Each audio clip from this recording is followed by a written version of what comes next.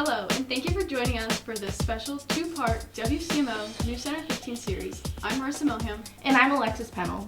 As we get ready to end our semester and broadcast for the academic year, we asked some of our students to share their interests with us and explore topics that we might not normally focus on during our regular WCMO NewsCenter 15 news programs. In part one of this special two-part series, we'll look at a variety of topics ranging from a regional missing person case to the history of some of the biggest games in sports. Speaking of sports, baseball. It's America's pastime, and everyone knows the World Series is baseball's annual championship. But have you ever wondered about the history of the World Series? Why was it started? What about all the scandals and cheating? WCMO's Hunter Withrow shares with us just about everything you need to know about the history of the World Series. In the year 1903, the first ever World Series was played.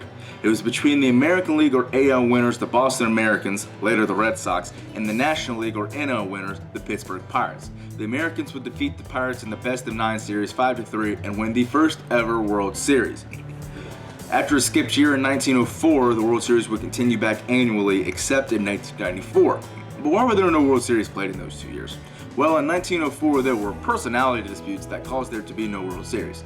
We have to remember, the MLB was not a thing back then. The American League and the National League were two separate rival baseball leagues. The fact that this series even happened was amazing. The disputes will be resolved in court and the World Series will continue back in 1905. But in 1994, there's a much different reason why there was no World Series. The 1994 MLB lockout. The strike would start in August of that season and not get resolved until 1995. After that, the World Series would continue back that fall. Another weird thing to note is why was the World Series a best-of-9 in the very first World Series instead of a traditional best-of-7 like it is now? Well, it's unknown why it was started with 9 and changed to 7, but in 1919 to 1921, the World Series was changed back to a best-of-9. Why? For baseball to gain popularity, of course, because apparently it's not America's national pastime. This change didn't last long, as it was quickly changed back to a best-of-7 in 1922 and has stayed that way. Although the World Series has been filled with much excitement to fans and the biggest part of the MLB season, there have been a few instances of scandals and cheating in the World Series. Most recently in 2017, when the Houston Astros defeated the Los Angeles Dodgers. It was found that the Astros illegally stole catcher signs using technology in the outfield. They would then relay that information to the dugout to where a player in the Astros dugout would bang on a trash can to notify the hitter what pitch is coming. Obviously, this is illegal. You may not and cannot use technology in the MLB to steal team signs. The Astros' reputation was ruined after this, and a lot of people view their 2017 World Series as tainted. Another famous example of scandals in the World Series is the 1919 White Sox, who allegedly threw the 1919 World Series to the Cincinnati Reds because the players wanted to get paid more. It is often rumored a mob boss told the White Sox to lose the World Series and he would give them some of his illegal gambling money that he had won. This incident is called the Black Sox scandal. Many players on the team were not forgiven by the MLB and they are not allowed into the Hall of Fame, just like a famous Shoeless Joe Jackson. Behind all the scandals and weird rule changes, the MLB is one of the most popular and successful championship events in the world. The New York Yankees have won the World Series the most with 27 championships. Second closest is the St. Louis Cardinals with 11. Some teams, even with World Series success, have had to wait many years to even win their first World Series or win another World Series.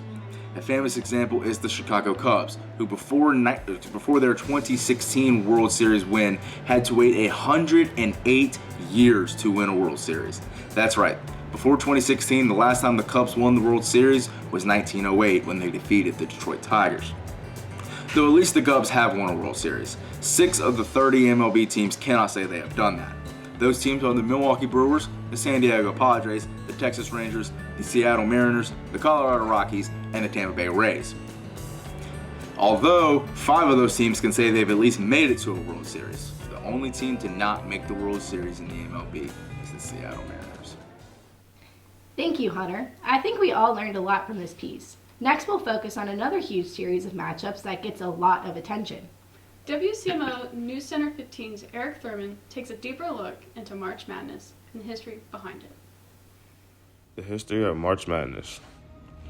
The University of Oregon defeats Ohio State University 46-33 on March 27, 1939 to win the first ever NCAA men's basketball tournament. The term for March Madness, it was first used in reference to basketball by an Illinois high school official, Henry V. Potter, in 1939. Duke owns the largest comeback and second largest lead blown in NCAA tournament history. Duke in 2001 stormed back to beat Maryland after being down 22 points, while Duke's 1989 team lost a decisive lead of 18 points. One of the shining moments is the anthem of the March Madness. The song was written by David Bryant in 1986 and first used for the NCAA men's basketball tournament in 1987. The biggest upset in March Madness was when the 16th seed UMBC upsetted the number 1 seed of Virginia in 2018 of the NCAA tournament. It was the first time in history of the tournament that a 16 seed beat a 1 seed after the 1 seed was 135 through college basketball. Christian is the player who scored the most points in NCAA tournament of his college career with 407 points. The highest scored game in NCAA tournament history came on March 18, 1990, when Marymount beat Michigan. Final score of 149 to 115 to total 264 points. That score is miles ahead of the second place total of 234, also set by Marymount.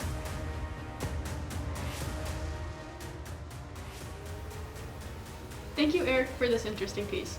In our next video, we uncover more controversy surrounding the 51-day-long Waco, Texas siege between a religious sect of Branch Davidians and the U.S. government that ended in tragedy. Producer Ben Stenson dives into the event that led up to the siege, the deadly aftermath, and why the siege remains a continuous topic in American history. We are going to be looking at the Waco, Texas siege in 1993 between the Branch Davidians and ATF that ultimately resulted in a fire and the loss of many people's lives. To begin this story, we must first start at the beginning. Victor Houteff began his facility near Waco, Texas in 1935 and ran the facility until 1955. The facility, known as Mount Carmel, went on to have a few leaders when it switched from the Church of Latter-day Saints to a group of Branch Davidians in 1987. While the facility was under control of George Roden, a spiritual leader named Vernon Howell led a group of men to reclaim Mount Carmel. Once Howell established power in the facility, he assumed a new name of David Koresh and led the camp for years to come. Life inside the compound was very secretive under Koresh. He believed he was the true authority, acting as a hand of God and promoting disconnection from the outside world. People living here had chores to be done that often were important to survival, as the complex did not have a lot of luxuries. Despite the view from the outside, much of the teachings of the camp were in good religious faith, but Koresh himself was beginning to gain the attention of the federal government. Koresh would later be accused of child abuse, and his multiple teenage wives and children helped fuel these accusations. Along with the child abuse accusations, Koresh also began selling firearms in the early 90s. All of these factors finally led to a decision in 1993 to receive a search warrant for the property. Along with selling weapons, Koresh also had trained everyone in the facility how to shoot and how to fight. Fearing Koresh was building a militia, the federal government intervened in February of 1993. On February 28, 1993, ATF showed up with a search warrant as well as a warrant for Koresh's arrest. The arrival of the agents was not taken lightly by the Branch Davidians, and and resulted in a shootout killing 4 federal agents as well as 6 Davidians and leaving many more injured. Following this, over 900 different officers arrived to the scene and the standoff began. The standstill lasted almost 2 months, reaching 51 days before the FBI gave the order to go in. At roughly 6 a.m. on April 19, 1993, the FBI raided the complex with over 400 canisters of tear gas, resulting in a firefight from the Davidians. The fighting lasted a few hours until about noon, when a fire broke out in the complex, essentially ending the conflict. Many questioned who really started the fire, as well as who shot first. 9 people survived the raid, with everyone else succumbing to the fire. ATF found 75 bodies in the aftermath, including 25 children, and also the body of Koresh was later found with a gunshot wound that many believed to be self-inflicted. The aftermath of the Waco siege saw a lot of backlash in terms of how it was handled. Many feel it was overstep of government power, as well as an overly aggressive approach to a group who had not been violent prior to the event. While David Koresh was responsible for the lifestyle inside the compound, the amount of people and children who lost their lives was on a lot more people than just Koresh. The Waco siege reminds us all of a time of weakness, and the reaction from our government shows even the top decision makers can face impossible choices. Since the siege, militias in the U.S. have increased, as well as attacks on the government from people who fear a similar situation as Koresh and the Davidians. Thank you, Ben, for your story. Our next piece focuses on another aspect of American history. Almost 60 years ago, President John F. Kennedy was shot and assassinated by Lee Harvey Oswald. Grant Moore reenacted events from the 1964 around the time of JFK's murder. Welcome, everybody. Beautiful day here in Dallas, Texas, November 25th, 1964. We got a really special guest with us today. We got President John F. Kennedy. Mr. Kennedy, how are we doing today, sir? I'm good. How are you, sir? I'm doing just fine. Thanks for having me. No, thanks for being here with us. Of course. So we understand that you're here on a little campaign trail. How's Vice President Lyndon B. Johnson doing? It sucks. Sometimes him and I don't have our agreements. We have differences, but you know what? He's my vice president. I chose him for a reason. I'm glad to have him in my corner. That's really great to hear. We also want to ask you about your thoughts on how the Soviet Union's going on, how the dealing's going on over there. Well, sometimes, again, we have differences. Sometimes we don't see the same. We're trying to fight the Red Scare and communists. Communism is the evil virus of Satan, and we need to fight it. Now, on the same path as with Russia, we already have problems up in Vietnam. Mm-hmm. How are we dealing with Vietnam? We're fighting it. We look pretty good. I think we're going to win it. We vastly outnumber them. I feel our army is superior and much more trained than the Vietnamese and the Viet Cong. I feel that should be a swift victory and it should be over with very soon, and not a lot of our men will die. That's great to hear, Mr. Kennedy. I thank you for coming on the show today. Thank you, sir. Have a wonderful parade. Thank you. Any final comments? Nothing bad ever happens to the Kennedys. We're having a good one. Thank you.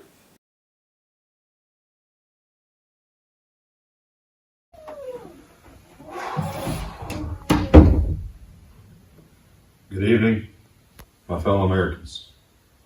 Today's a grim day in the day of American history. 35th President of the United States, John Fitzgerald Kennedy, has been shot and assassinated. No words can ever be said to describe what has happened today. Today is a sad, sad day. The last thing impacting President Kennedy's time in office will be remembered forever. He was a great president, he was a great man, and the loss is going to be significant. Our prayers and thoughts are with the Kennedy family of today. You can only imagine what's going through the minds of Jackie and Robert Kennedy today. We thank Mr. President John Fitzgerald Kennedy for his time in office. Thank you. We obviously have some history buffs here on the WCMO NewsCenter 15 staff. Thanks, Grant Moore, for that piece. Up next, we shift to a local case that has gained national attention and was featured on Dateline. WCMO's Abby Scott, along with her friend Ryan Boggs, discussed the sudden disappearance of Gretchen Flemings in Abby's True Crimes with Friends podcast. Good afternoon. Today we're going to be talking about true crime with my friends. First up, Ryan Box. Hello. So we're going to be talking about true crime. So I guess my question is, do you have any, background in true crime? When I was like an early teenager, I was really into like murder shows and BuzzFeed Unsolved and true crime like that. Yeah. So I guess for myself, I got into true crime, again, same thing I guess, but I would also get recommended these other cases. One of the cases that was brought up while doing a lot of research was Gretchen Fleming's. Gretchen Fleming's is from Parkersburg, Vienna area. She's a 27-year-old woman. She was last seen December 4th at the My Way Lounge. She did not have her phone, she didn't have her wallet, she didn't have her purse, which was where everything was. The first place at that evening, December 3rd, where she started originally, the Front Row Sports Bar and Grill. The case was shown on Dateline, which I didn't watch it, but it became popular after that. But I guess for me, it's that anywhere anything can happen, even in a small area such as Marietta. So, kind of going into the background of the case, she's been missing for 5 months, almost 5, maybe more than 5. She was last seen with Preston Pierce. They have a reward if she is found with the right information for $60,000, and they have done search parties and everything else. They were looking for her, which was found, and the person of interest actually had them. Preston Pierce has changed his story multiple times, so long twisted thing I could go into it for hours. So, but for right now, we're just going to talk about the gist of the case. If you have any information, I will put up where you can call somewhere here. Until then, any thoughts? I'm surprised I haven't heard about it since we live right there. You know, it's kind of surprising how much crime you can be close to and not know about. Mm-hmm. Hopefully, she'll be found. Until then, peace.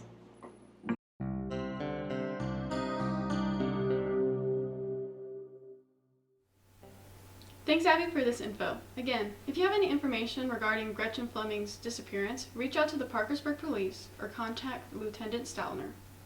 Our next contributor from WCMO NewsCenter 15 is journalism and broadcasting major Zach Heiseroy. Zach is a non-traditional student who served in the Marine Corps and recently helped establish the Student Veterans of America group at Marietta College. This piece focuses on the group recent charity event to raise funds for Stack Up, a veteran mental health charity. In March 2023, Marietta College established its first Student Veterans of America group on campus. Let's go ahead and meet our veterans.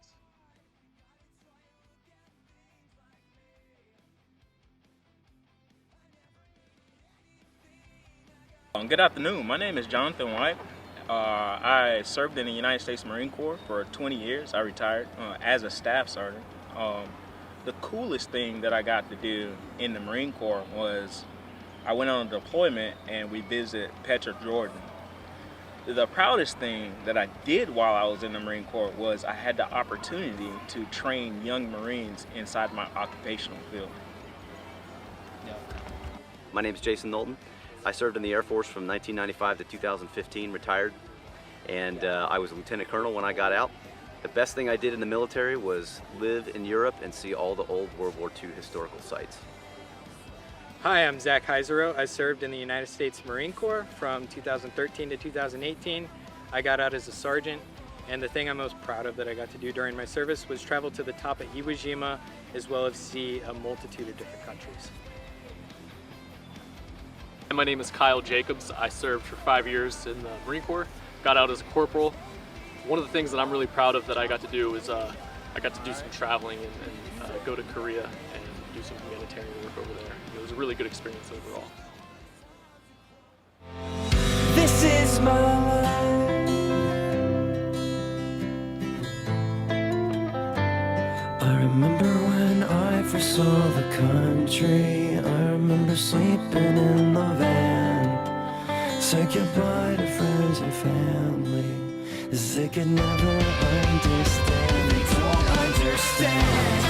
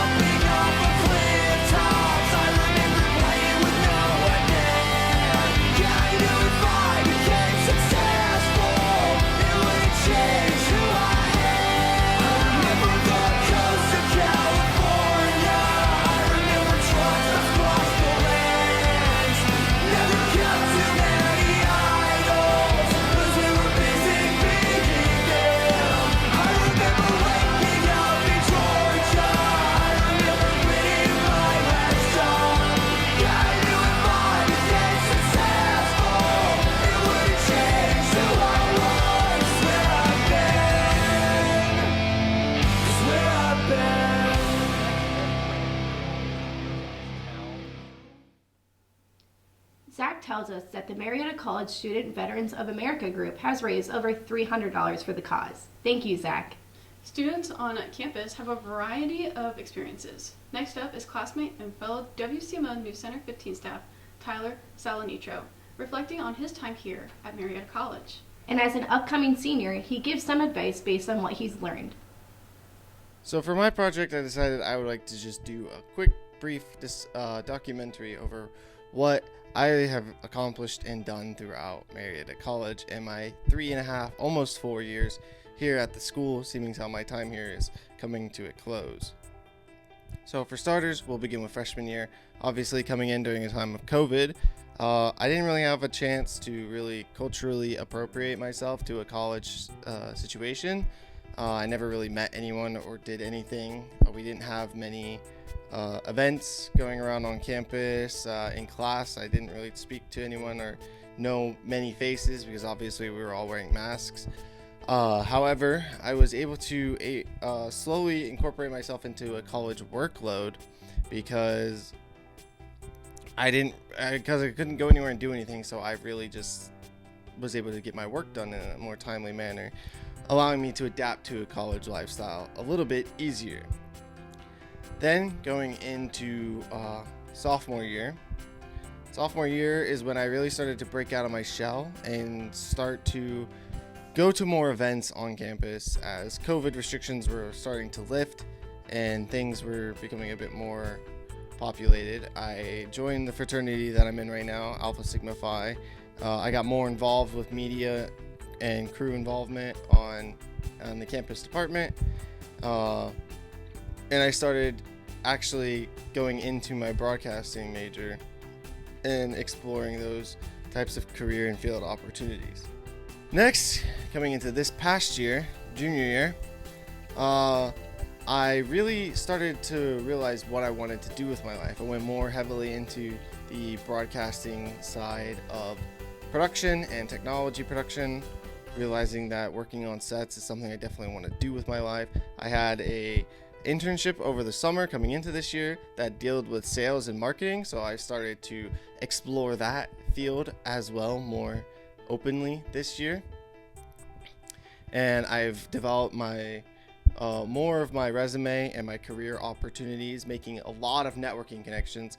This semester, if I could highlight, or this year, if I could highlight in one word, would be networking, as I've reached out and made contacts with so many different people in so many different career fields that I have realized more closely what I would like to do after I graduate.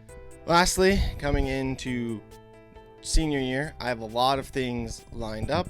I plan to study abroad in Korea over the summer, learning more about cinema and visuals, as well as the culture of another country. See how the media and society is developed in a non-westernized area. And I have made a bunch of connections on LinkedIn, looking to go into the broadcast production or engineering field after I graduate, and hope to have many jobs and potential internships lined up within the near coming future. So senior year for me is just going to be like putting a bow on top of everything I have accomplished and learned here at Marietta, and hopefully these experiences have allowed me to better myself in the career and field that I'm looking to go into. So if I were to leave any advice, it would be, for one, networking. Talking to people is the biggest thing you can do in the world. It's not really about what you know as much as about who you know, and that's what really makes it far in the world. So listen to your professors. They know a lot of people in the world. Ask them for connections for people within the industry you want to go to, and they will provide you as much help as possible. So yeah, good luck. Thanks, Tyler. We hope you have a terrific time this summer studying in Seoul with Korea University. Speaking of adventures, up-and-coming junior Haley Young just returned from one. That's right. Haley was able to represent Marietta College at a huge National Association of Broadcasters convention in Las Vegas.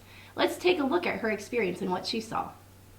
It's convention day, day one here in Las Vegas at the NAB show.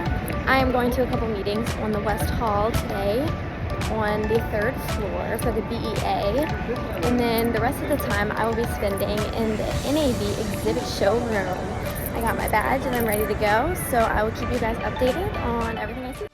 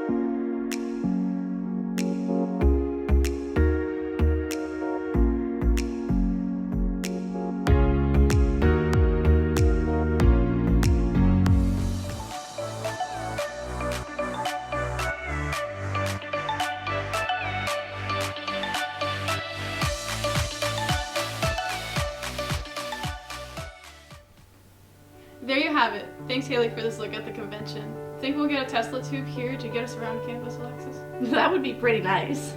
Well, we hope you enjoyed part 1 of this special series from all of us here at WCMO NewsCenter 15. Yes, we're happy to be able to explore these topics with this 2-part series. Our second part of this special series explores the college student-athlete experience here at Marietta and features some of our powerhouses. Thanks again for joining us here at WCMO NewsCenter 15. I'm Marissa. And I'm Alexis. We hope you have a nice day.